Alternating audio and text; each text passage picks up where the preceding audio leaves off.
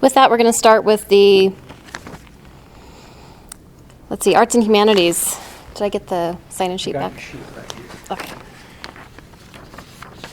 First, we'll have Peggy get up and talk about the Arts and Humanities and what has been done this year. Okay, well, actually, it was 2015 when we gathered together about 7 groups in all of the areas of arts, which we now have 5 areas. Media arts was one of the new disciplines added with the new standards, and that is going to be a great addition to high schools everywhere. And then world languages, we also had a team who came together for that. And then interdisciplinary humanities, the team met in the summer in June and revised those standards. The only standards that are unique, totally unique to Idaho are the interdisciplinary standards.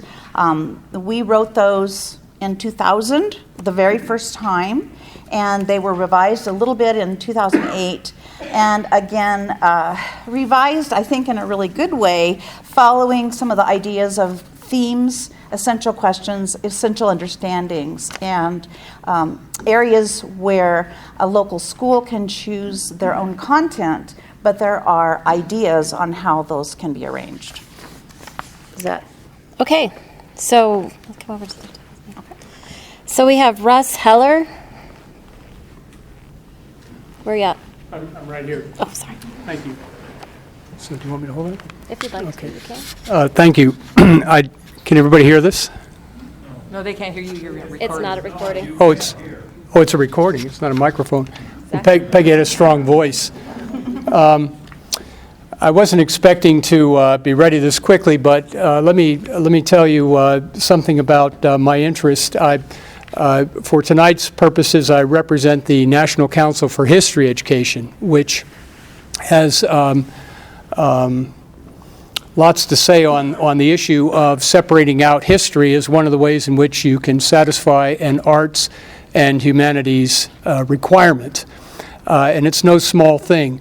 The definition of the humanities by the National Endowment for the Humanities, the Idaho Council, Humanities Council, and other organizations includes history as either the principal or the first or one of the first disciplines that define the humanities. The Idaho Humanities Council alternates usually between literary figures and historians in its annual conferences and dinners.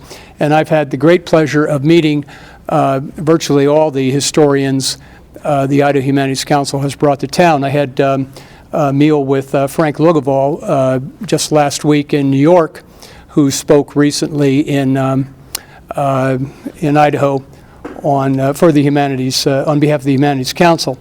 I've collected emails from the members of the board of the the National Council for History Education, including Cokie Roberts, Joanne Freeman, Elliot West, explaining to them all what was going on. And this was last year. We had the Senate hearing and the Education Committee hearing on the divorce of history from those courses satisfying the requirement.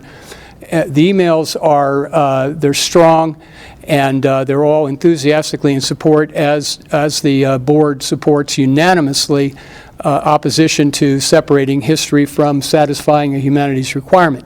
Elliot West, who many of you know, is the prominent historian of the West, sent me a 2-sentence email. The first was, "I enthusiastically support your efforts." The second sentence was, "Holy cow." There's a lot of disbelief among historians that history will no longer satisfy. History, philosophy, they weren't just concerned about history not doing that, but philosophy. Now, if you look at that ruling, I guess it's aimed to define a requirement that says students should take a performing arts, a fine arts course, media arts, a world language course, or something called interdisciplinary humanities. But the excising of history and those other courses is troubling.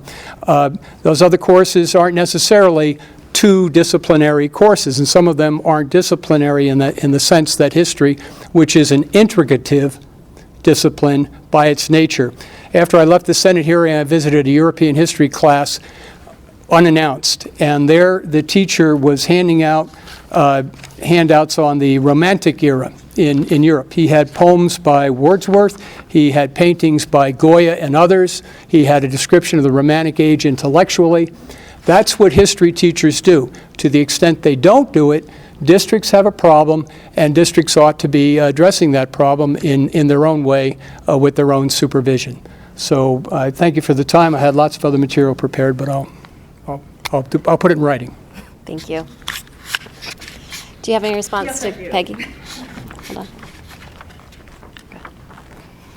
Okay, I think that the main problem that you're having in viewing this is omitting the word interdisciplinary.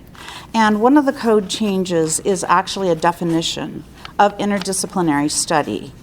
It's not taking American History 1 and calling that interdisciplinary.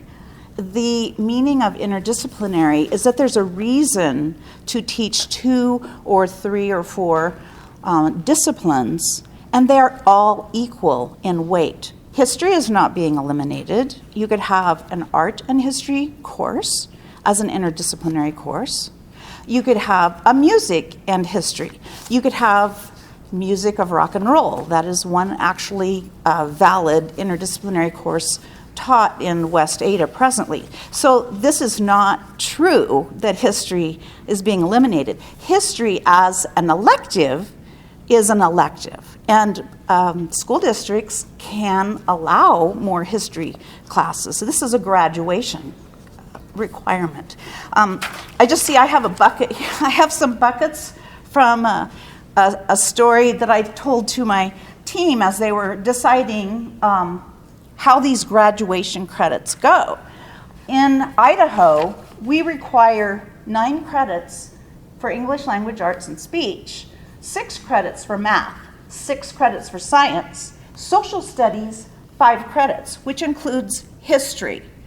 The humanities bucket is 2 credits. And so I guess an art teacher might say, well, if you can count my art class for a history course, fine. But it's interdisciplinary, so you have to have the mix of the 2. Okay. Do I get to respond to that or not? Look, briefly, sure. Okay. Yeah, I fully understand the strategy here. I'm just arguing that history, by definition, is interdisciplinary, and that was my example of the class I stopped in on just randomly. And I heard poetry being analyzed, and the teacher's materials spoke to these other fields. I think a transparent and honest statement of this requirement ought to be something like students will take credits in world languages. I supervised world languages for the Boise School District. I'm a fan. Performing arts, I think that's great. Media arts, fine arts, that's fine. But then to add on the humanities and to say, well, a history course isn't necessarily interdisciplinary, and this has to be interdisciplinary is confusing to me. About 15 years ago, the Boise School District faced the same obstacle in getting a history course approved by the State Department of Education. And the State Department, despite initial denials of that, approved it.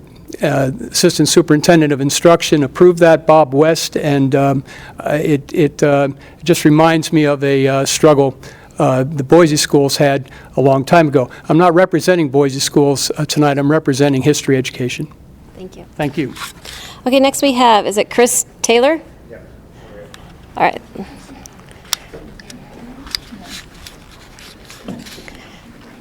Go ahead, Chris. Thank you. So I work for the Boise School District. I'm the supervisor for science, social studies, and health. So I'm going to just speak real quick about the humanities, sort of echo a little bit what Mr. Heller said as well. My only real big concern about this rule is what the definition of humanities is. And Mr. Heller mentioned the definition of humanities, and this is from the largest organization of humanities in the United States. It was done in 1965, and the term humanities includes linguistics, literature, history, philosophy, archaeology, comparative religion, ethics, the criticism, the theory of arts, but that word history is in there. I'm not sure. I was on a lot of the meetings with Peggy as well, sat through those, and my whole thing is I'm not sure what the agenda really is. Is it that the agenda is to change the definition of humanities? Because I don't think that is something the State Department should do.